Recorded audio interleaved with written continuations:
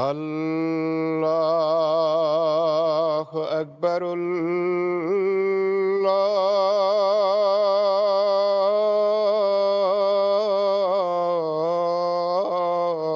الله أكبر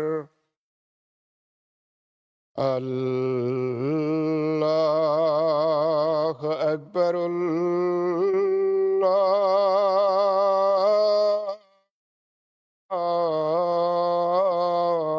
الله أكبر أشهد أن لا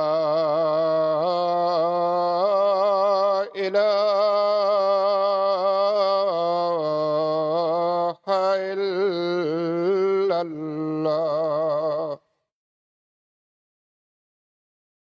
أشهد أن لا إله إلا الله أشهد أن محمدا رسول الله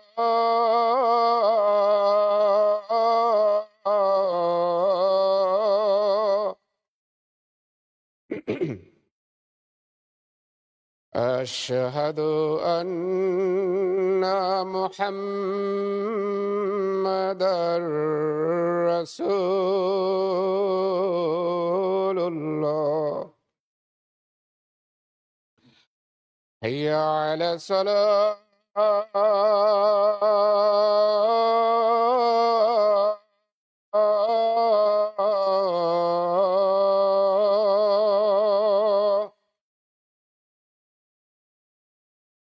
حي على الصلاة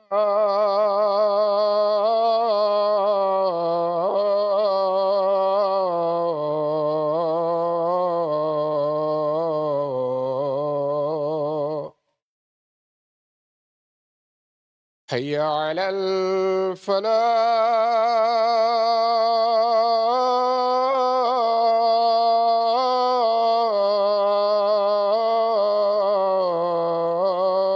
الفلاح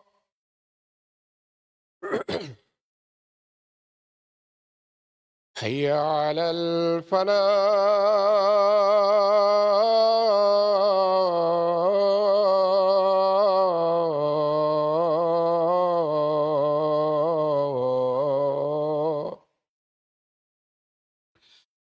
الله أكبر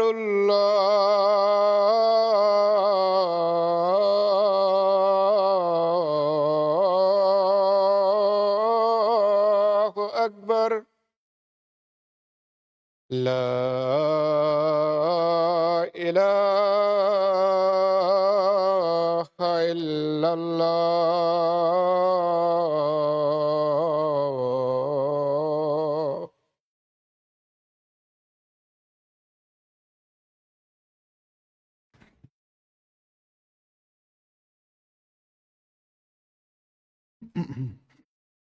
السلام عليكم ورحمة الله. ওয়ালাইকুম আসসালাম রহমতুল্লাহ বরকাতুহ। প্রিয় হুজুর,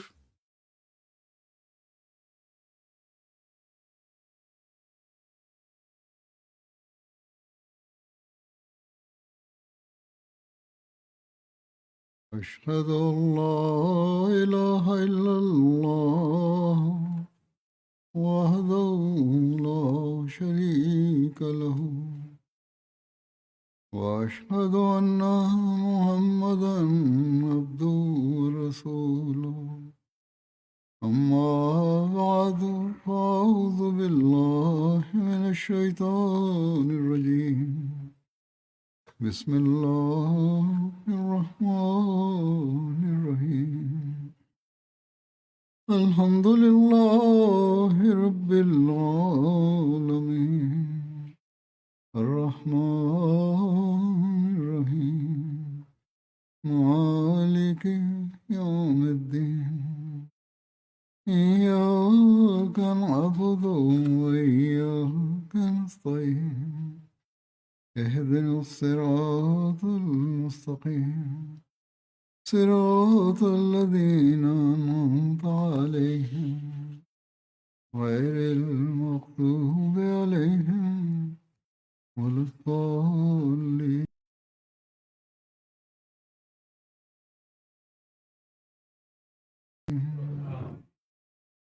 আমিন। মহানবী সাল্লাল্লাহু আলাইহি ওয়াসাল্লামের জীবন চরিত্রের আলোকে 2 শুক্রবার পূর্বে আমি মহানবী সাল্লাল্লাহু আলাইহি ওয়াসাল্লামের জীবন চরিত্রের একটি দিক অর্থাৎ তৌহিদের প্রতি তার গভীর ব্যাকুলতা বা ভালোবাসা উল্লেখ করেছিলাম। উদ্দেশ্য ছিল যে যা বর্ণনা করার জন্য তিনি এসেছেন আর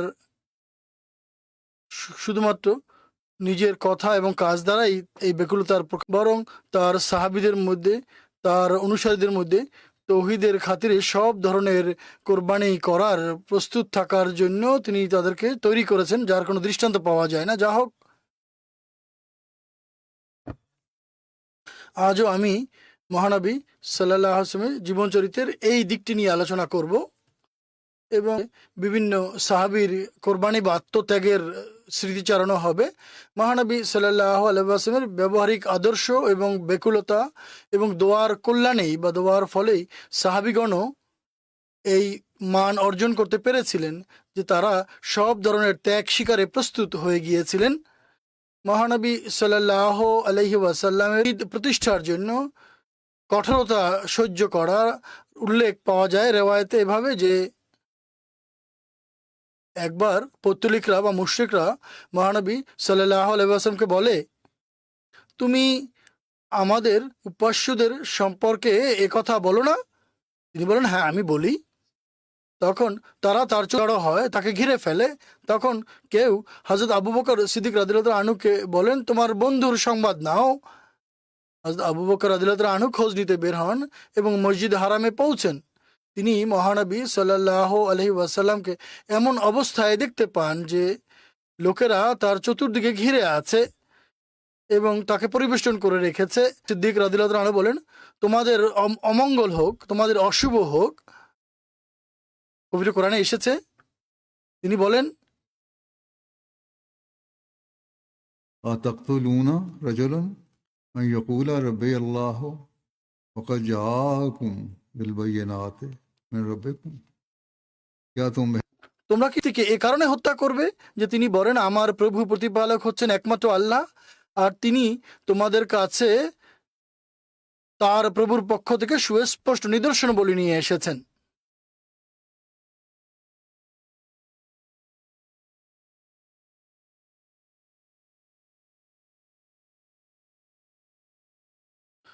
তারা মহানবী সাল্লাল্লাহু আলাইহি ওয়াসাল্লামকে ছেড়ে দেয় আর হযরত আবু বকরকে পুরো ঝাঁপিয়ে পড়ে এবং তাকে মারতে আরম্ভ করে।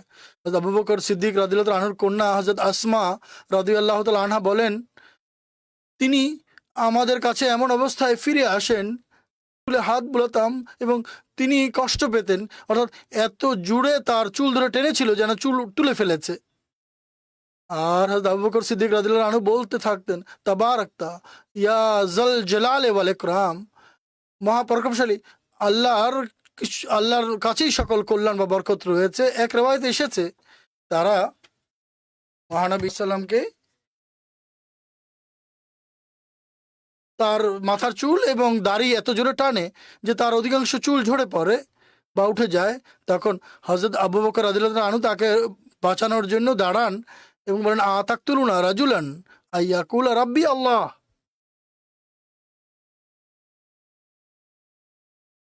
তোমরা কি শুধুমাত্র এক ব্যক্তিকে এই কারণে হত্যা করবে আমার প্রভু প্রতিপালক হচ্ছেন একমাত্র আল্লাহ? আর হযরত আবু বকর রাদিয়াল্লাহু আনহু তখন কাঁদছিলেন। তখন মহানবী সাল্লাল্লাহু আলাইহি ওয়াসাল্লাম বলেন, হে আবু বকর, এদের ছেড়ে দাও।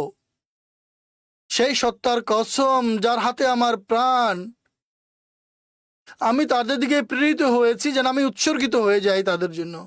তখন তারা মহানবী সাল্লামকে ছেড়ে দেয়। যখন মহানবী সাল্লাম প্রতি জুলুম করছিল, তাকে মারছিল, তখন মহানবী সাল্লাম বলেন, আবু বকর যখন মাঝখানে আসেন তখন তিনি তাকে বলেন যে তুমি এদেরকে ছেড়ে দাও। একইভাবে একজন রাভি বা বর্ণনাকারী হারেস বিন হারেস গামদি, তিনি কুরাইশকে মহানবী সাল্লামের প্রতি জুলুম বা অবিচার করতে, অন্যায় করতে দেখেন। তখন তিনি জিজ্ঞেস করে, এরা কারা? এক ঘটনা নয়, এ ধরনের অনেক ঘটনা আছে। মানুষ মনে করে যে একই ঘটনা, বা অনেকে বর্ণনা করেছেন, অনেকেই অনেক ঘটনা দেখেছেন, অনেকগুলি বিস্তারিত ঘটনা, অনেকগুলি সংক্ষিপ্ত ঘটনা। যা হোক, তিনি তার পিতাকে জিজ্ঞেস করেন, এরা কারা যারা জুলুম করছে এই ব্যক্তির উপরে? তখন তার পিতা বলেন, এরা তার সাবির চতুর্দিকে সমবেত হয়েছে। মক্কাবাসীরা মহানবী সাল্লাল্লাহু আলাইহি ওয়াসাল্লাম এবং মুসলমানদেরকে কষ্ট দেওয়ার জন্য তির্যকভাবে তাচ্ছিল্যের সুরে সাবি বলতো। রাবি বলেন, আমরাও বাহন থেকে নামি এবং দেখতে পাই যে মহানবী সাল্লাল্লাহু আলাইহি ওয়াসাল্লাম লোকদেরকে আল্লাহ মহাপরাক্রমশালী আল্লাহর তৌহিদ এবং তার প্রতি ঈমান আনার দাওয়াত দিচ্ছেন, এবং তারা তার আমন্ত্রণকে অস্বীকার করছে এবং তাকে কষ্ট দিচ্ছে। এমনকি সন্ধ্যা ঘনিয়ে আসে এবং মানুষ তার চতুর্দিক থেকে সরে যায়, বা মানুষ তাকে একা ফেলে চলে যায়। তার প্রতি জুলুম এবং নির্যাতন, নিপীড়নের কথা বিভিন্ন ইতিহাসের গ্রন্থে রয়েছে। তার থেকে সংগ্রহ করে হযরত মুসলিম মাউদ রাদিয়াল্লাহু তাআলা আনহু বর্ণনা করেছেন দিবাচা তাফসিরুল কোরআনের এক স্থানে। একবার তিনি বাজার দিয়ে অতিক্রম করছিলেন, বাজার দিয়ে যাচ্ছিলেন। মক্কার বান্ডুলদের একটি দল তার চতুর্দিকে জড়ো হয় এবং একথা বলতে বলতে তার ঘাড়ে থাপ্পড় মারছিল যে, হে লোকেরা, এই সেই ব্যক্তি যে বলে আমি নবী, যে দাবি করে আমি নবী। তার উপরে চতুর্দিকের বাড়িঘর থেকে পাথর নিক্ষেপ করা হচ্ছিল, নোংরা আবর্জনা নিক্ষেপ করা হচ্ছিল। রান্না করার যে অবশিষ্ট আবর্জনা, এগুলো নিক্ষেপ করা হতো, যার মধ্যে উটের নাড়িভুড়িও থাকতো। যখন তিনি নামাজ পড়তেন তখন তার উপরে মাটি এবং ধুলাবালি ছিটিয়ে দেওয়া হতো, এমনকি বাধ্য হয়ে পাহাড়ের পিছনে, এক পাথরের পিছনে লুকিয়ে তাকে নামাজ পড়তে হতো। যাই হোক, হাজার হাজার দরুদ সেই রসুল সাল্লাল্লাহু আলাইহি ওয়াসাল্লামের পবিত্র সত্তার প্রতি, তৌহিদ প্রতিষ্ঠার জন্য যে ব্যাকুলতা তার হৃদয়ে ছিল, তা এক মুহূর্তের তরও কমেনি। এবং তিনি সকল কষ্ট তিনি আনন্দে, বড় আনন্দের সাথে গ্রহণ করেছেন, সহ্য করেছেন। তারপরও মানব জাতির প্রতি স্নেহ, ভালোবাসার ক্ষেত্রে তিল পরিমাণেও কোনো ঘাটতি দেখা দেয়নি, কমতি দেখা দেয়নি। হযরত মুসলিম মাউদ রাদিয়াল্লাহু তাআলা আনহু লেখেন, যখন আমরা মহানবী সাল্লাল্লাহু আলাইহি ওয়াসাল্লামের জীবন চরিত্রের ঘটনাবলী পর্যবেক্ষণ করি, তখন এই দাবি এক বাস্তব চিত্র আকারে সামনে আসে এবং প্রতিটি পদক্ষেপে এটি দেখতে পাই, যা তার সেই সুমহান ভালোবাসা এবং স্নেহের ব্যবহার যা মানব জাতির প্রতি তার ছিল। সুতরাং এক খোদার বাণী পৌঁছানোর জন্য বছরের পর বছর এত দুঃখ কষ্ট সহ্য করতে হয়েছে, যার কোনো সীমা পরিসীমা নেই। একবার কাবা গৃহে কাফেররা তার গলায় কাপড় পেঁচিয়ে এমন জোরে টানে যে তার চোখ রক্তিম হয়ে বেরিয়ে আসার উপক্রম হয়। হযরত আবু বকর রাদিয়াল্লাহু তাআলা আনহু এই ঘটনা শুনতে পেয়ে ছুটে সেখানে যান। তিনি গিয়ে দেখেন মহানবী সাল্লাল্লাহু আলাইহি ওয়াসাল্লামকে কষ্টের অবস্থায় দেখেন, এবং দেখতে পেয়ে তার চোখে পানি এসে যায়, এবং তিনি কাফেরদেরকে সরিয়ে দিতে গিয়ে বলেন, খোদারকে ভয় করো, তোমরা কি এক ব্যক্তির উপর এ কারণে অত্যাচার করছো? তিনি বলেন, খোদা আমার প্রভু প্রতিপালক। একবার মহানবী সাল্লাল্লাহু আলাইহি ওয়াসাল্লাম মসজিদে হারামে দাঁড়িয়ে এবং মক্কার মুশরিকদের, পৌত্তলিকদের সম্বোধন করে বলেন, তোমরা বলো লা ইলাহা ইল্লাল্লাহ, আল্লাহ ছাড়া কোনো উপাস্য নেই, তাহলে তোমরা সফল হবে। যদি এ কথা বলো তাহলে সফল হবে। কুরাইশরা এ কথা শুনে মহানবী সাল্লাল্লাহু আলাইহি ওয়াসাল্লাম পুরো ঝাঁপিয়ে পড়ে। এক ব্যক্তি উচ্চ স্বরে চিৎকার করতে করতে আসে অর্থাৎ তার উপর আক্রমণ করার জন্য আসে, তখন হারিস বিন হালা সর্বপ্রথম মহানবী সাল্লাল্লাহু কাছে পৌঁছেন। তিনি সেই লোকদের সাথে লড়াই করতে আরম্ভ করেন, অর্থাৎ হারিস, এবং তাদেরকে মহানবী সাল্লাল্লাহু আলাইহি ওয়াসাল্লাম থেকে দূরে সরিয়ে রাখেন। তারপর সবাই তার উপরে ঝাঁপিয়ে পড়ে, এমনকি মারতে মারতে তাকে শহীদ করে দেয়। হযরত হারিসকে তৌহিদের দিকে ডাকার অপরাধে মক্কার কাফেরা 3 বছর পর্যন্ত তাকে এবং তার পরিবারের লোকজনকে শেবে আবি তালেব উপত্যকায় এমনভাবে বয়কট করে আটকে রাখে যেন সব ধরনের সামাজিক বয়কট করে। আর যখন এই চুক্তি খতম হয়, তখন একদিকে মহানবী সাল্লাল্লাহু আলাইহি ওয়াসাল্লাম তৌহিদের প্রচার পুরো মক্কায় পুরো দৃঢ়তার সাথে এবং সৎ সাহসের সাথে পুনরায় করতে আরম্ভ করেন। তৌহিদের প্রচার পূর্বের চেয়ে তিনি আরো জোরে সোরে করতে আরম্ভ করেন। আর অপরদিকে কুরাইশরা মহানবী সাল্লাল্লাহু আলাইহি ওয়াসাল্লামের উপর পুনরায় জুলুম অত্যাচার করতে আরম্ভ করে। তার তায়েফ সফরের ঘটনাও অত্যন্ত সুপরিচিত, বিখ্যাত, কয়েকবার বর্ণনা করা হয়েছে। সেখানে তার প্রতি যে জুলুম বা নিপীড়ন হয়েছে তাও ইতিহাসে বিভিন্ন আঙ্গিকে বর্ণিত হয়েছে। এই সূত্রে হযরত মির্জা বশির আহমদ সাহেব রাদিয়াল্লাহু আনহু এক জায়গায় লিখেছেন, অর্থাৎ এই ঘটনাটিকে উল্লেখ করেছেন, যখন শেবে আবি তালেবের অবরোধ উঠে যায়, তুলে নেওয়া হয়, আর মহানবী সাল্লাল্লাহু আলাইহি ওয়াসাল্লাম তার চলাফেরার ক্ষেত্রে তিনি স্বাধীনতা লাভ করেন, তখন তিনি তায়েফে গিয়ে সেখানকার লোকদেরকে ইসলামের আহ্বান জানানোর জন্য রওনা দেন। পূর্বে কথা বর্ণিত হয়েছে, কিন্তু এই বিস্তারিত ঘটনার মধ্যে কিছুটা ভিন্ন কথা আছে। তায়েফ একটি বিখ্যাত জায়গা, যা মক্কা থেকে দক্ষিণ পশ্চিম দিকে, পূর্ব দিকে 60 মাইল দূরত্বে, এবং বনু সাকিফ গোত্র সেখানে বসবাস করত। কাবার বৈশিষ্ট্যকে আলাদা করে রাখলে তায়েফ মক্কার সমতুল্য ছিল, এবং সেখানে বড় বড় প্রসিদ্ধ এবং সম্পদশালী ধনাঢ্য ব্যক্তিরা বসবাস করত। এবং তায়েফের এই যে গ্রহণযোগ্যতা, এটি মক্কাবাসীরাও জানতো। মক্কাবাসীদেরই ভাষ্য হচ্ছে, পবিত্র কোরআনে এসেছে, لولا نزل هذا القرآن على رجل من القريتين عظيم, यानी अगर অর্থাৎ যদি এই পবিত্র কোরআন খোদার পক্ষ থেকে হয়ে থাকতো, তাহলে তায়েফের কোনো সম্মানিত মানুষের প্রতি অবতীর্ণ হওয়ার কথা। 10ম হিজরিতে, 10ম নববীতে শওয়াল মাসে মহানবী সাল্লাল্লাহু আলাইহি ওয়াসাল্লাম একাই তায়েফ গমন করেন। কোনো কোনো রেওয়ায়েতের আলোকে যায়েদ বিন হারেসাও তার সঙ্গে গিয়েছিলেন। সেখানে পৌঁছে তিনি সাল্লাল্লাহু আলাইহি ওয়াসাল্লাম 10 দিন সেখানে অবস্থান করেন এবং শহরের অনেক মানুষের সঙ্গে একের পর এক তিনি মোলাকাত করেন। কিন্তু এই শহরের ভাগ্যেও মক্কার মতো তখন পর্যন্ত ইসলাম গ্রহণ করা তাদের ভাগ্যে ছিল না। নিয়ম অনুযায়ী সবাই অস্বীকার করে। অবশেষে তিনি তায়েফের বড় নেতা আব্দে আলিলের কাছে গিয়ে তাকে ইসলামের দাওয়াত দেন, কিন্তু সেও স্পষ্ট ভাষায় অস্বীকার করে, বরং ঠাট্টাচ্ছলে বলে, যদি আপনি সত্যনবী হয়ে থাকেন তাহলে আপনার সঙ্গে আমার কোনো আলোচনার কোনো সুযোগ নেই, আর যদি মিথ্যা হয়ে থাকেন তাহলে আলোচনা করার কোনো কারণই নেই। যাই হোক, মহানবী সাল্লাল্লাহু আলাইহি ওয়াসাল্লাম কোথাও আবার শহরের যুবকদের উপর তার কথার প্রভাব না পড়ে, এ কারণে তাকে বলতে আরম্ভ করে, উত্তম এটি হবে যে আপনি এখান থেকে চলে যান, কেননা এখানে কেউই আপনার কথা শোনার জন্য প্রস্তুত নয়। এরপর সেই দুর্ভাগা সে শহরের বান্ডুলে লোকদেরকে তার পেছনে লেলিয়ে দেয়। যখন মহানবী সাল্লাল্লাহু আলাইহি ওয়াসাল্লাম শহর থেকে বের হন, তখন এই বান্ডুলেরা চিৎকার করতে করতে তার পিছু ধাওয়া করে এবং তার প্রতি পাথর নিক্ষেপ করতে থাকে। এরপরে ফলে তার সারা শরীর রক্তে রঞ্জিত হয়। 3 মাইল পর্যন্ত এরা তাকে গালি দিতে দিতে পাথর নিক্ষেপ করতে করতে তার পেছনে ছুটতে থাকে। তায়েফ থেকে 3 মাইল দূরত্বে মক্কার নেতা উতবা বিন রবিয়ার একটি বাগান ছিল। মহানবী সাল্লাল্লাহু আলাইহি ওয়াসাল্লাম সেই বাগানে গিয়ে আশ্রয় গ্রহণ করেন এবং জালেম লোকেরা ক্লান্ত শ্রান্ত হয়ে ফিরে যায়।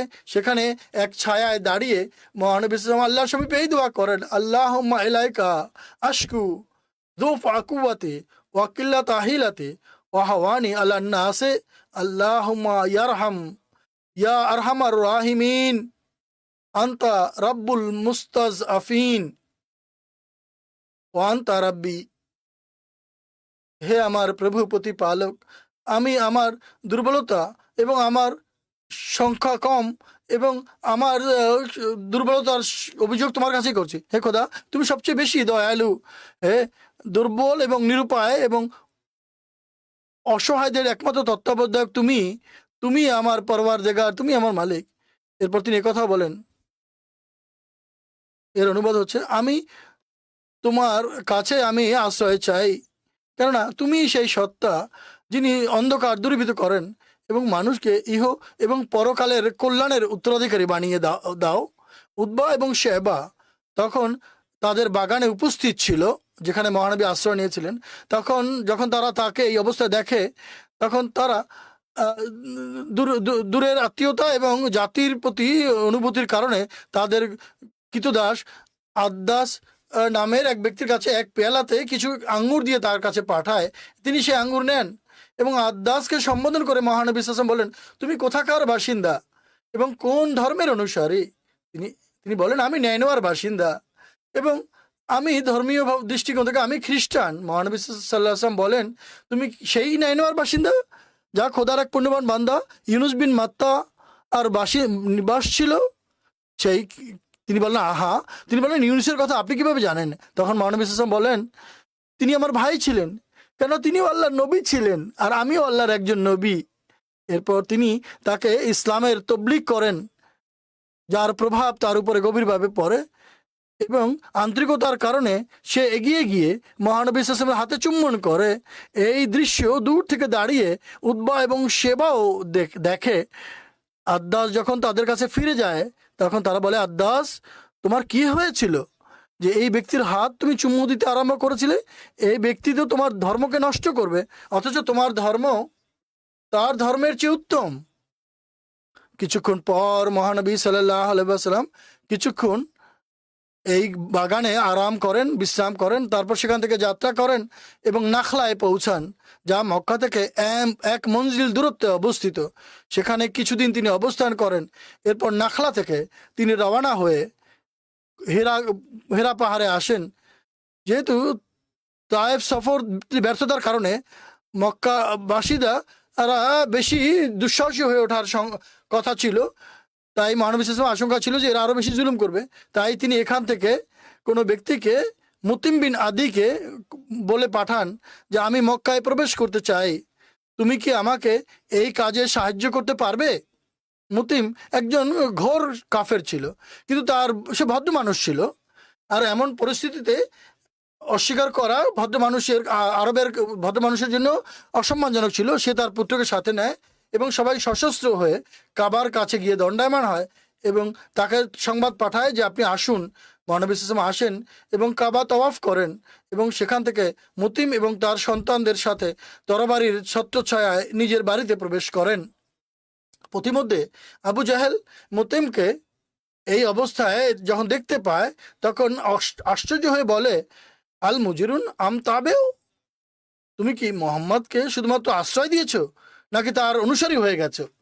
মুতিম বলে, না, আমি শুধুমাত্র আশ্রয় প্রদানকারী, আমি তার অনুসারী নই। তখন আবু জাহেল বলে, ঠিক আছে, তাতে কোনো সমস্যা নেই। মুতিম যা হোক কুফরি অবস্থায় ইন্তেকাল করে, কিন্তু একটি পুণ্য কাজ সে করেছিল। হাদিসে এসেছে, একবার হযরত আয়েশা সিদ্দিকা রাদিয়াল্লাহু তাআলা আনহা মহানবী সাল্লাল্লাহু আলাইহি ওয়াসাল্লামকে জিজ্ঞেস করেন, ওহুদের যুদ্ধের দিনের চেয়েও কোনো দিন বেশি কষ্ট পেয়েছিলেন কি আপনি? মহানবী সাল্লাল্লাহু আলাইহি ওয়াসাল্লাম বলেন, হে আয়েশা, তোমার জাতির পক্ষ থেকে বড় বড় কষ্টের মুহূর্ত আমাকে দেখতে হয়েছে। এরপর তিনি তায়েফের সফরের পুরো বৃত্তান্ত বলেন এবং বলেন, সেই সফর থেকে ফেরত আসার সময় আমার কাছে পাহাড়ের ফেরেশতারা এসেছিলেন এবং বলেছিলেন, খোদা তাআলা আমাদেরকে আপনার কাছে পাঠিয়েছেন যাতে যদি আপনি চান তাহলে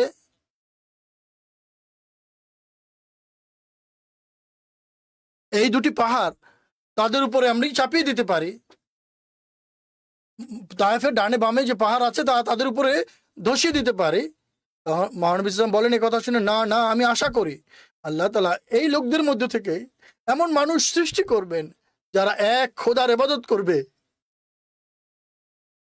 লোকদের মধ্যে তার সহানুভূতির বিষয়টিও প্রকাশ পেয়েছে, আর পাশাপাশি এই বিষয়ের প্রতিও তার বিশ্বাস ছিল যে তাদের সন্তানরা অবশ্যই ইসলাম গ্রহণ করবে এবং তারা সত্যের উপরে প্রতিষ্ঠিত হবে।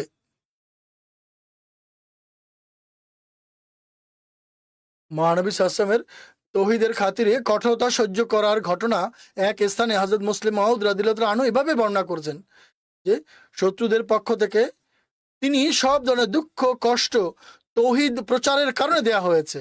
তাকে মারধর করা হতো, কুকুর এবং বান্ডুলেদের তার পেছনে লেলিয়ে দেওয়া হতো। একবার তায়েফের বান্ডুলের তাকে এতটা মেরেছিল যে মাথা থেকে পা পর্যন্ত আপাদমস্তক রক্তরঞ্জিত হয়েছিলেন। এখনই বললাম, তিনি কষ্টের কারণে পড়ে যেতেন। যখন উঠতেন পুনরায় তারা তার উপরে নিক্ষেপ করত। এমন অবস্থায়ও তিনি বা তার মুখ থেকে কথাই বের হতো, হে খোদা, এদেরকে ক্ষমা করে দাও, এরা সত্য জানে না। এই সকল পরিস্থিতি সহ্য করা সত্ত্বেও তিনি তৌহিদের তবলিগ বা প্রচার করা ক্ষান্ত দেননি। কথাই বলতেন, এরা যা ইচ্ছা করুক না কেন, আমি তৌহিদের প্রচার করা বন্ধ করতে পারবো না। এরপর যখন তার মৃত্যুর সময় ঘনিয়ে আসে, তখনও তিনি কথা বলতে বলতেই মারা যান। সারা জীবন তার তৌহিদের উপরই ছিল। মরার সময় বলেন যে আমার পরে শিরক করবে না, অংশীবাদিতায় লিপ্ত হবে না।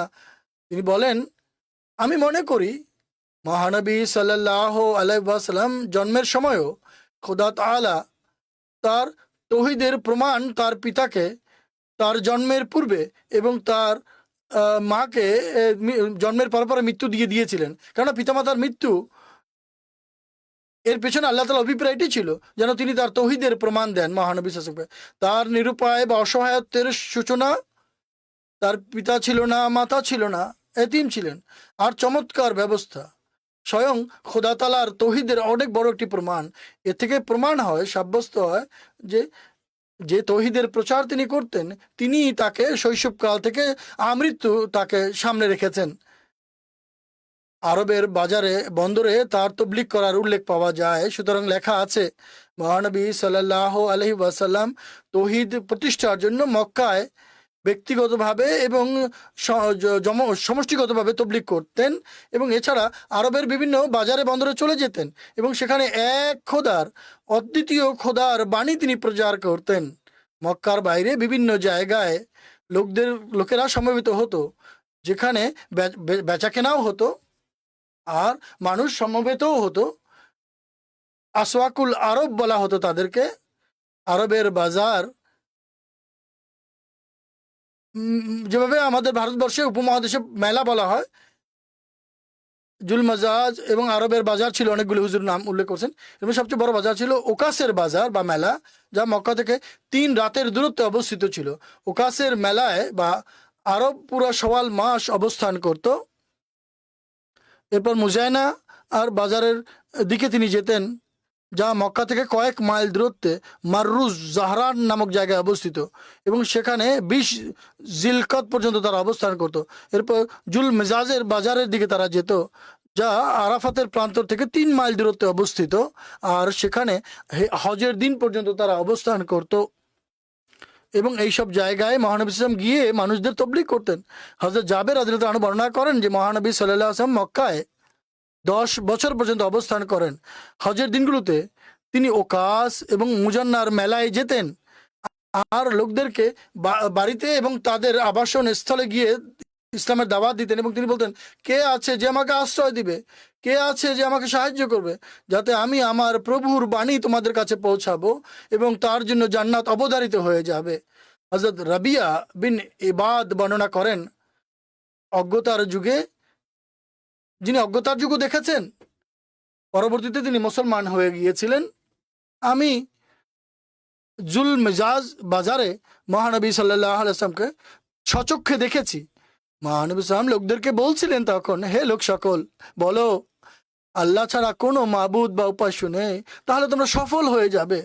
মহানবী সাল্লাম বাজারের অলিতে গলিতে এগিয়ে যেতেন আর লোকেরা তার পেছনে হইচই করত, কিন্তু কাউকে আমি কথা বলতে শুনিনি যে মহানবী সাল্লাল্লাহু আলাইহি ওয়াসাল্লামের কথা মেনে নাও।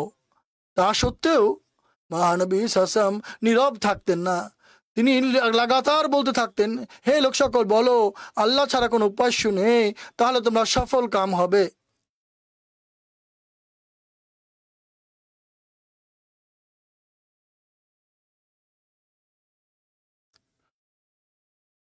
তার আপন পর উভয়ের পক্ষ থেকে তাকে এই তৌহিদ বাণী প্রচারের কারণে বিভিন্ন দুঃখ কষ্ট নির্যাতনের সম্মুখীন হতে হয়েছে। তিনি প্রকাশ্যে এবাদতও করতে পারতেন না। লোকদের কাছে পয়গাম পৌঁছাতেন, কিন্তু এবাদত করার ক্ষেত্রে তারা কার্পণ্য করতো না, কিন্তু এবাদত তিনি করতে পারতো না। যারা মুসলমান হয়ে যেত তাদের উপরেও জুলুম নির্যাতন চালানো হতো।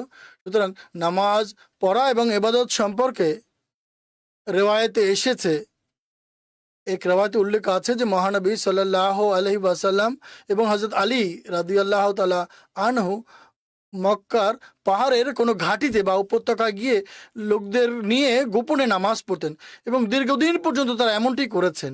এরপর হযরত আবু তালেব এটি জানতে পারেন এবং তিনি লোকদেরকে নামাজ পড়তে দেখেন।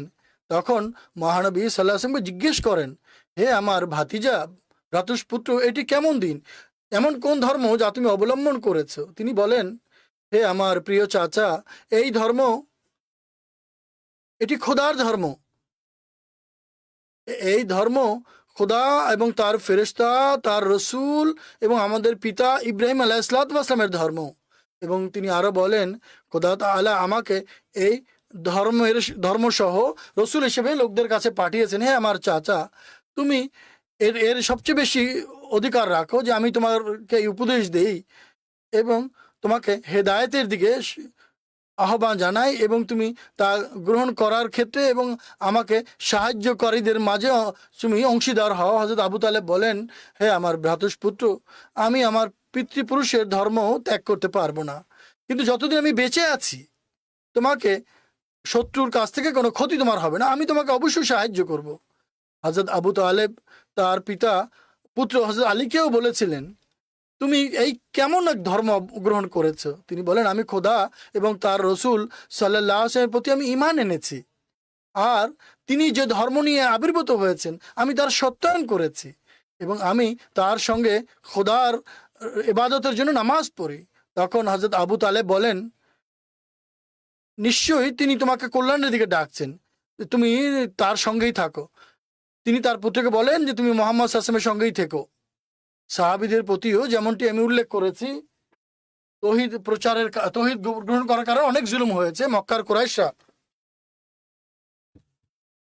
একদিকে নিজেদের শক্তি প্রদর্শন করে মানুষকে ধমক দিয়ে মহানবী সাল্লাল্লাহু আলাইহি ওয়াসাল্লামকে কোনো না কোনো ভাবে ইসলামের তবলিগ থেকে বিরত রাখার চেষ্টা করতে থাকে, আর অপরদিকে ইসলাম গ্রহণকারীদের উপর অত্যাচার নিপীড়নের এমন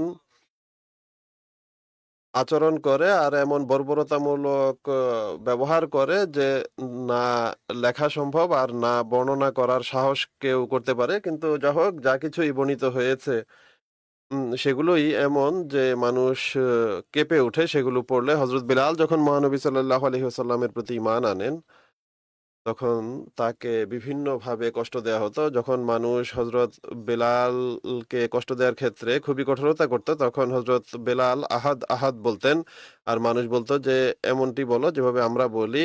তখন হযরত বেলাল উত্তর দিতেন যে আমার মুখ সেই কথা ভালোভাবে বলতে পারে না যা তোমরা বলছো।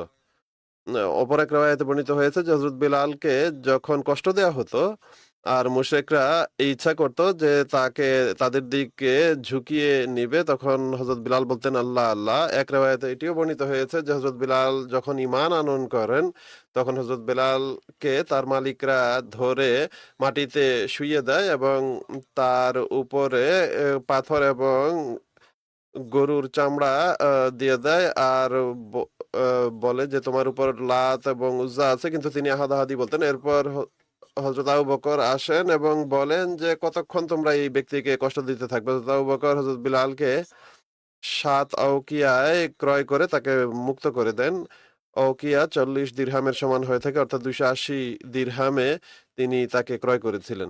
এছাড়া হযরত সুমাইয়া, হযরত আম্মার বিন ইয়াসের, হযরত খুবাব এবং আরো বহু দাস-দাসী এবং মুক্ত নর-নারী ছিল যারা তাওহীদের উপর ঈমান আনয়নের কারণে মক্কার কাফেরদের লজ্জাজনক এবং কষ্টকর নিপীড়নের লক্ষ্যস্থলে পরিণত হয়েছিলেন। মক্কার কাফেররা দুর্বল মুসলমানদের উপর তো অত্যাচার করতো, স্বয়ং মহানবী সাল্লাল্লাহু আলাইহি ওয়াসাল্লামের সত্তাও তাদের হাত থেকে সুরক্ষিত ছিল না, যেমনটি বর্ণিত হয়েছে পূর্বেও। আর যদি দেখা যায় তাহলে সবচেয়ে বেশি কষ্ট এবং নিপীড়ন আর এই অত্যাচারের সম্মুখীন মহানবী সাল্লাল্লাহু আলাইহি ওয়াসাল্লামকেই হতে হয়েছিল। এটিও কম কষ্ট ছিল না যে যার নাম মুহাম্মদ সাল্লাল্লাহু আলাইহি ওয়াসাল্লাম ছিল, অর্থাৎ সবচেয়ে বেশি প্রশংসিত, তার নামকে বিকৃত করে বলা হতো এবং মুজাম্মাম বলা হতো, অর্থাৎ সবচেয়ে বেশি ঘৃণা বা আহ, সবচেয়ে বেশি দুর্নাম যার করা হয়। এই যে ব্যক্তি সবচেয়ে সত্যবাদী ছিল তাকে মিথ্যাবাদী বলা হতে থাকে, যে এই জাতির সবচেয়ে শুভাকাঙ্ক্ষী ছিল তাকে প্রতারক, লোভী এবং ধোঁকাবাজ বলা হতে থাকে। যেই ব্যক্তি নিজের যৌবনের দিনরাত এই জাতির উন্নতির জন্য ব্যয় করেছিল, তাকে অত্যাচারী, পাগল এবং অসুস্থ আখ্যা দেয়া হতে থাকে। আর কখনো তার ঘাড়ে কাপড় পেঁচিয়ে এমন ভাবে টানা হতো যে তার শ্বাস বন্ধ হয়ে যাওয়ার উপক্রম হতো। আর কখনো পাথর দিয়ে তার উপর পাথর নিক্ষেপ করা হতো, আর কখনো তার উপর নোংরা ফেলে দেওয়া হতো। উরওয়া বিন জুবায়ের বর্ণনা করেন যে আমি হযরত আব্দুল্লাহ বিন আমর বিন আসকে জিজ্ঞেস করি যে সেই সবচেয়ে নিকৃষ্ট ব্যবহার আমাকে বলুন যা মুশরিকরা মহানবী সাল্লাল্লাহু আলাইহি ওয়াসাল্লামের সাথে করেছিল। তিনি বলেন যে একবার মহানবী সাল্লাল্লাহু আলাইহি ওয়াসাল্লাম মসজিদে হারামের হাতিম খানা কাবার সাথে যে খালি স্থান ছিল, যেখানে ছোট একটি দেয়াল রয়েছে, সেই এলাকাকে বা সেই স্থানটিকে হাতিম বলা হয়, সেখানে নামাজ পড়ছিলেন। তখন উকবা বিন আবি মুআইত আসে এবং সে কাপড় তার ঘাড়ে পেঁচিয়ে খুব জোরে টেনে ধরে। তখন হযরত আবু বকর সেখানে পৌঁছে যান এবং তিনি এসে উকবার কাঁধ ধরেন এবং তাকে ধাক্কা দিয়ে মহানবী সাল্লাল্লাহু আলাইহি ওয়াসাল্লামের কাছ থেকে দূরে সরিয়ে দেন এবং বলেন যে আতাকতুলুনা রাজুলান আইয়াকুলা রাব্বি আল্লাহ, তুমি কি এমন এক ব্যক্তিকে হত্যা করবে যে বলে যে আমার প্রভু হলেন আল্লাহ?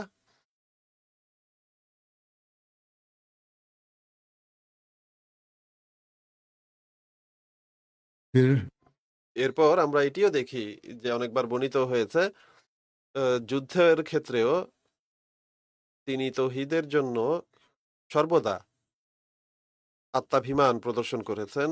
উহুদের যুদ্ধের প্রসিদ্ধ ঘটনা যা আমরা প্রায়ই শুনে থাকি, যে আবু সুফিয়ান যখন মহানবী সাল্লাল্লাহু আলাইহি ওয়াসাল্লাম, হযরত আবু বকর রাদিয়াল্লাহু তাআলা আনহু, হযরত ওমর রাদিয়াল্লাহু তাআলা আনহু এর নাম নিয়ে বলে যে এরা কোথায়, কিন্তু মহানবী সাল্লাল্লাহু আলাইহি ওয়াসাল্লাম সবাইকে বলেন যে কোনো উত্তর দেবে না, কেননা তখন উত্তর দেয়া মুসলমানদের দুর্বল অবস্থার কারণে তাদেরকে বিপদের মুখে নিক্ষেপ করতে পারত। কিন্তু তাই তিনি নিশ্চুপ থাকার নির্দেশ দেন। তখন আবু সুফিয়ান বলে যে হোবলের মান উন্নত হোক। যখন সে এই কথা বলে তখন মহানবী সাল্লাল্লাহু আলাইহি ওয়াসাল্লাম অস্থির হয়ে বলেন যে তোমরা এর উত্তর দাও। তখন সাহাবীরা বলেন যে আমরা এর কি উত্তর দিব? তখন তিনি সাল্লাল্লাহু আলাইহি ওয়াসাল্লাম বলেন যে বলো আল্লাহ সবচেয়ে মহান এবং সবচেয়ে বড়। আবু সুফিয়ান বলে যে আমাদের জন্য উজ্জা রয়েছে আর তোমাদের জন্য কোনো উজ্জা নেই। মহানবী সাল্লাল্লাহু আলাইহি ওয়াসাল্লাম বলেন যে এর উত্তর দাও। উম, সাহাবীরা বলেন যে আমরা কি বলবো? তখন তিনি সাল্লাল্লাহু আলাইহি ওয়াসাল্লাম বলেন যে বলো আল্লাহ আমাদের সাহায্যকারী আর তোমাদের কোনো সাহায্যকারী নেই। যেখানে আল্লাহ তাআলার সত্তা এবং তৌহিদের প্রশ্ন আসে সেখানে তিনি কোনো বিপদের পরোয়া করেননি। बस অতএব এটি ছিল তৌহিদের জন্য সেই আত্মাভিমান যা যখন মহানবী সাল্লাল্লাহু আলাইহি ওয়াসাল্লাম সাহাবীদের বলেছেন যে বলো আল্লাহু আলা ওয়া আজাল, আল্লাহু আলা ওয়া আজাল, অর্থাৎ তোমরা মিথ্যা বলছো, হুবলের মর্যাদা বড় নয় বরং আল্লাহ তাআলা এক অদ্বিতীয়, তিনি সবচেয়ে মহান এবং সবচেয়ে বড়। হযরত মুসলিম মাউদ আলাইহিস সালাতু ওয়াস সালামের একটি উদ্ধৃতি পড়ছি, বারবার পড়ার মতো এবং শোনার মতো, যা মহানবী সাল্লাল্লাহু আলাইহি ওয়াসাল্লামের তৌহিদের মর্যাদা প্রতিষ্ঠার জন্য আহ, তিনি কতটা চেষ্টারত ছিলেন তার পরিচয় দেয় আর সে সম্পর্কে সঠিক জ্ঞান আমাদের প্রদান করে। তিনি বলেন যে আমি সর্বদা অত্যন্ত আশ্চর্যের দৃষ্টিতে দেখি যে এই আরব নবী যার নাম মুহাম্মদ সাল্লাল্লাহু আলাইহি ওয়াসাল্লাম, হাজার হাজার দরুদ ও সালাম তার প্রতি, তিনি কতই না উচ্চমানের নবী, তার উন্নত মর্যাদার কথা চিন্তা করা যায় না। আর তার পবিত্র প্রভাবের আন্দাজ করা কোনো মানুষের জন্য সম্ভব নয়। তার মর্যাদাকে যেভাবে চেনা উচিত ছিল সেভাবে তা চেনা হয়নি। সেই তৌহিদ যা পৃথিবী থেকে হারিয়ে গিয়েছিল, তিনি সেই পালোয়ান যিনি তা পুনরায় পৃথিবীতে এনেছেন। তিনি খোদা তাআলার প্রতি একান্ত উন্নত মানের ভালোবাসা প্রদর্শন করেছেন এবং সৃষ্টির প্রতি ভালোবাসার ক্ষেত্রেও তিনি উন্নত মানে অধিষ্ঠিত হয়েছেন। তিনি সমস্ত নবী এবং সমস্ত পূর্ব এবং পরের সকল লোকদের উপর শ্রেষ্ঠত্ব লাভ করেছেন, আর তার জীবনেই তিনি তা পেয়েছেন। এটি তার সৌন্দর্য যে আল্লাহ তাআলার সাথেও ভালোবাসার ক্ষেত্রে তিনি সর্বোচ্চ মানে উন্নীত হয়েছেন, আর সৃষ্টির প্রতিও ভালোবাসার ক্ষেত্রে সবচেয়ে উন্নত মান পেয়েছেন। আর এই আল্লাহ তাআলার প্রতি যেন নিকটবর্তী হন, তৌহিদ প্রতিষ্ঠিত করেন এবং নিজেদের ইহ পরকালকে সুন্দর ও নিশ্চিত করেন। তিনি বলেন যে তিনি সমস্ত কল্যাণের উৎস, আর সেই ব্যক্তি যে মহানবী সাল্লাল্লাহু আলাইহি ওয়াসাল্লামের মাধ্যম ছাড়া কোনো ফজিলত পাওয়ার দাবি করে সে মানুষ নয়, সে শয়তানের বংশধর। কেননা সমস্ত কল্যাণের চাবি তাকে দেওয়া হয়েছে এবং সমস্ত তত্ত্বজ্ঞানের ধনভাণ্ডার তাকে দান করা হয়েছে। যে তার মাধ্যমে পায় না সে চরম দুর্ভাগা। আমরা কি জিনিস আর আমাদের কি বা মূল্য? আমরা নিয়ামতের কাফের হব যদি আমরা এই বিষয়টি স্বীকার না করি যে প্রকৃত তৌহিদ আমরা এই নবীর মাধ্যমেই লাভ করেছি, আর জীবন্ত খোদার পরিচয় আমরা এই পরিপূর্ণ নবীর মাধ্যমেই লাভ করেছি এবং তার নূরের মাধ্যমেই পেয়েছি। আর খোদা তাআলার বাক্যালাপের সম্মানও যার মাধ্যমে আমরা খোদার চেহারা দেখতে পাই, এই বুজুর্গ নবীর মাধ্যমেই আমরা পেয়েছি। সেই সূর্যের আলো আমাদের উপর পড়ে, আর এর ততক্ষণই আমরা আলোকিত থাকতে পারবো যতক্ষণ আমরা তার বিপরীতে দাঁড়াবো বা তার ছায়ায় দাঁড়াবো। অতএব খোদা তাআলার প্রকৃত তৌহিদকে চেনার জন্য এখন মহানবী সাল্লাল্লাহু আলাইহি ওয়াসাল্লাম একমাত্র মাধ্যম। তিনি বলেন যে সেসব লোক যারা এই ভুল ধারণা রাখে যে যে ব্যক্তি মহানবী সাল্লাল্লাহু আলাইহি ওয়াসাল্লামের প্রতি ঈমান আনে বা মুরতাদ হয়ে যায় আর তৌহিদের উপর প্রতিষ্ঠিত থাকে এবং খোদাকে এক অদ্বিতীয় জানে, সেও নাজাত লাভ করতে পারবে। আর ঈমান না আনলে বা মুরতাদ হলে তার কোনো কিছুই কোনো ক্ষতি হবে না। এমন লোকেরা প্রকৃত তৌহিদ সম্পর্কে অজ্ঞ। শুধুমাত্র এক অদ্বিতীয় মনে করলেই নাজাত লাভ হতে পারে না, বরং নাজাত দুটি বিষয়ের উপর নির্ভর করে। প্রথম হলো পূর্ণ বিশ্বাসের সাথে খোদা তাআলার সত্তা এবং একত্বের উপর ঈমান আনা, আর দ্বিতীয়ত তিনি বলেন যে এমন পরিপূর্ণ ভালোবাসা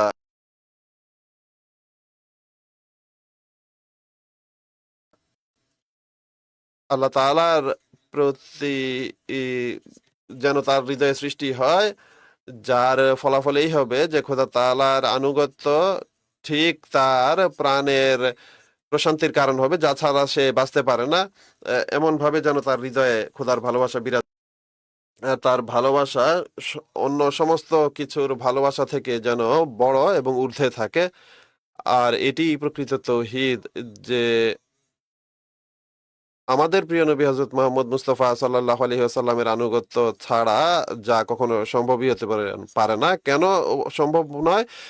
এর কারণ হলো খোদা তাআলা একান্ত গোপন এবং অনেক পর্দার আড়ালে রয়েছে, যাকে মানুষের মেধা নিজ শক্তিতে লাভ করতে পারে না, আর কোনো যুক্তি তার সত্তাকে তুলে ধরতে পারে না।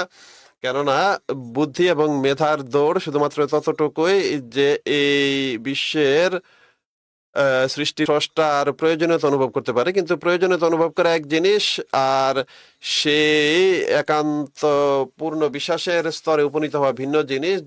যে সৃষ্টিকর্তার প্রয়োজন রয়েছে তিনি আসলে আছেনও।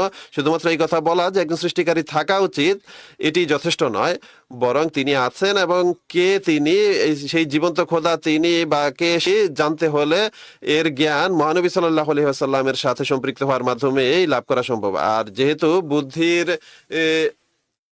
অবস্থা হলো তুচ্ছ এবং ত্রুটিপূর্ণ, তাই সমস্ত দার্শনিকরা শুধুমাত্র মেধার ভিত্তিতে খোদাকে চিনতে পারে না, বরং অধিকাংশ এমন লোক যারা শুধুমাত্র বুদ্ধির বা মেধার মাধ্যমে চিনতে চায় তারা অবশেষে নাস্তিক হয়ে পড়ে এবং পৃথিবী ও এই বিশ্বের সৃষ্টির প্রতি প্রণিধান করা তাদের কোনো উপকার আসে না। এই অবস্থায় আমরা আজকাল দেখি যে অনেক পড়ালেখা জানা মুসলমানরাও নাস্তিক হয়ে যাচ্ছে, কেননা খোদা তাআলার অস্তিত্বকে তারা বুঝতে পারে না।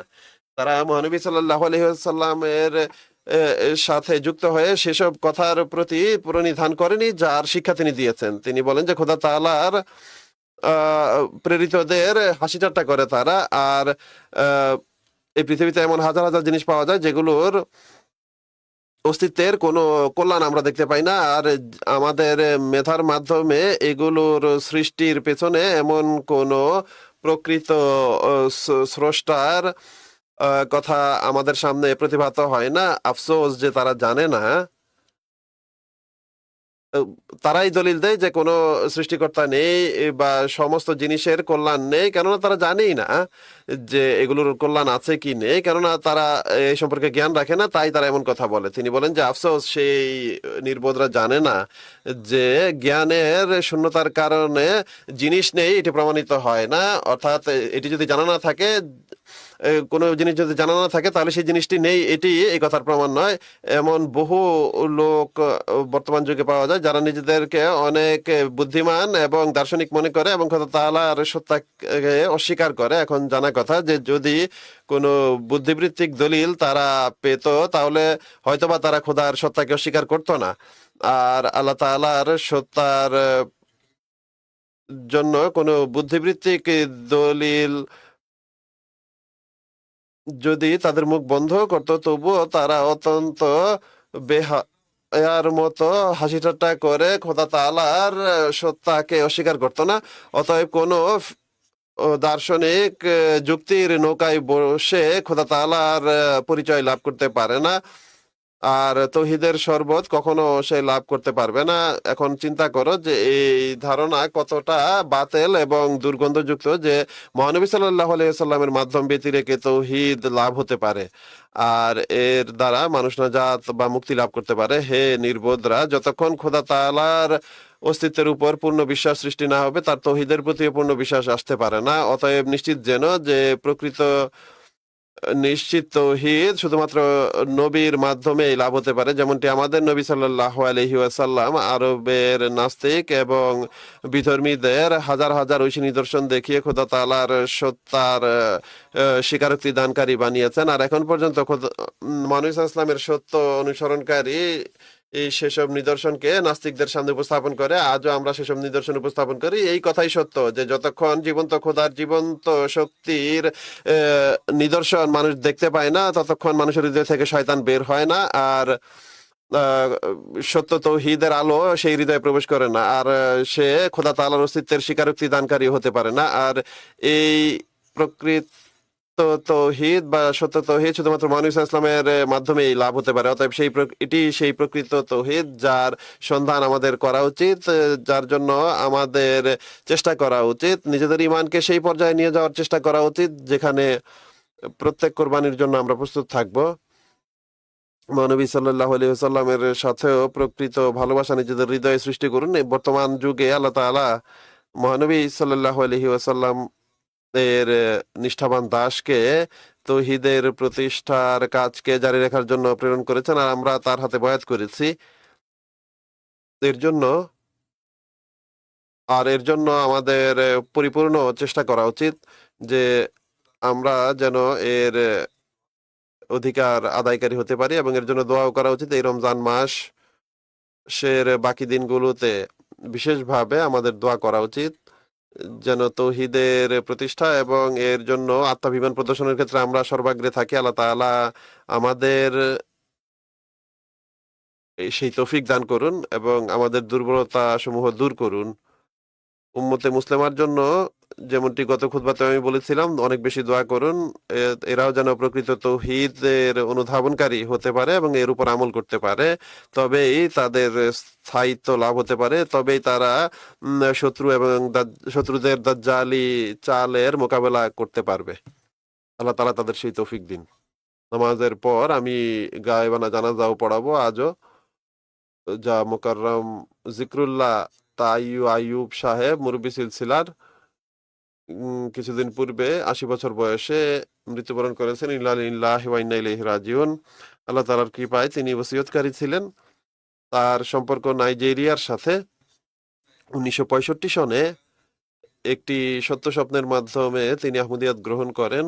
1966 সনে মিশনারি ট্রেনিং কলেজ ঘানাতে ভর্তি হন। সেখান থেকে প্রাথমিক শিক্ষা অর্জনের পর 1969 সনে নাইজেরিয়া ফিরে আসেন। 1 বছর সেবা করার পর 1970 সনে 60 ডিগ্রির জন্য জামিয়া আহমদিয়া রাবওয়ায় ভর্তি হন। 1977 তিনি মৌলভী ফাজেলের পরীক্ষাও পাশ করেন। 1979 সনে 60 ডিগ্রি লাভ করেন। এরপর নাইজেরিয়ায় আসেন আর সেবা আরম্ভ করেন। আর আমৃত্যু সেখানেই ছিলেন। তিনি প্রায় 47 বছর জামাতের সেবা করার সৌভাগ্য পেয়েছেন। নাইজেরিয়ার বিভিন্ন স্থানে তিনি সেবা করার সুযোগ পেয়েছেন। নাইজেরিয়ায় নায়েব আমির হিসেবেও সেবা করতে থেকেছেন। জার্নালিজমে পোস্ট গ্রাজুয়েট ডিগ্রিও তিনি লাভ করেছিলেন। এই প্রেক্ষিতেও তিনি অনেক কাজ করেছেন। জামিয়াতুল মুবাশশিরিন নাইজেরিয়ার প্রিন্সিপালও ছিলেন। প্রথমে স্থলাভিষিক্ত এবং এরপর রীতিমতো 3-4 বছর প্রিন্সিপাল ছিলেন। ভালো খেলোয়াড় ছিলেন, খেলার সাথেও সম্পর্ক ছিল, কিন্তু কখনো খেলাধুলাকে নিজের ইবাদত এর ক্ষেত্রে প্রতিবন্ধক হতে দেননি। একজন ভালো লেখকও ছিলেন এবং কবিতা লেখারও শখ ছিল। স্ত্রী ছাড়া 3 পুত্র এবং 5 কন্যা রেখে গেছেন। সবচেয়ে ছোট ছেলে রিভিউ অফ রিলিজিয়ন নাইজেরিয়ার কোঅর্ডিনেটর হিসেবে কাজ করছেন। তিনি মুরব্বিও বটে। মিশনারি ইনচার্জ তাহের আদনান সাহেব বলেন যে মরহুম অনেক পরহেজগার, আনুগত্যকার প্রদর্শনকারী আর জামাতের সেবার জন্য সর্বদা প্রস্তুত থাকতেন। তিনি বলেন যে আমি 20 বছরের অধিক কাল তাকে কাছ থেকে দেখার সুযোগ পেয়েছি, আর এই সময়ে তার উন্নত নৈতিক চরিত্র এবং বিনয়, নিষ্ঠা এবং খিলাফতের প্রতি ভালোবাসা এবং আনুগত্যের বহু দৃষ্টান্ত দেখেছি। তিনি বলেন যে আমি মিশনারি ইনচার্জ হয়েছি, তিনি আমার চেয়ে বয়সে বড় ছিলেন, কিন্তু এরপরও তিনি এই পরিপূর্ণ নিষ্ঠা এবং আনুগত্যের সাথে আমার কথা মেনেছেন এবং তার উপর আমল করেছেন। অনুরূপভাবে ইউসুফ খালেক সাহেব মুরব্বি সিলসিলা, তিনি বলছেন যে প্রিন্সিপাল হিসেবে ছাত্রদের তরবিয়তের প্রতি একান্ত দৃষ্টি রাখতেন, ছাত্রদের মাঝে দায়িত্ববোধ সৃষ্টি করেছেন আর সর্বদা এই বিষয়ে নসিহত করতেন যে কোনো কাজের জন্য অজুহাত উপস্থাপন করবে না, খলিফার নির্দেশনার উপর তাৎক্ষণিকভাবে আমল করার জন্য উদ্বুদ্ধ করতেন। আর তবলিগের বিভিন্ন কাজে ছাত্রদের প্রেরণ করতেন। সর্বদা সকল কাজের জন্য নিজের ব্যক্তিগত আদর্শ স্থাপন করেছেন, যা ছাত্রদের উপর এক গভীর প্রভাব রেখেছে। আমিও তাকে দেখেছি। অত্যন্ত নিষ্ঠাবান এবং বিশ্বস্ত ব্যক্তি ছিলেন আর খুবই বিনয়ী ছিলেন। আল্লাহ তাআলা তার সাথে মাগফিরাত এবং কৃপার আচরণ করুন, তার মর্যাদা উন্নীত করুন।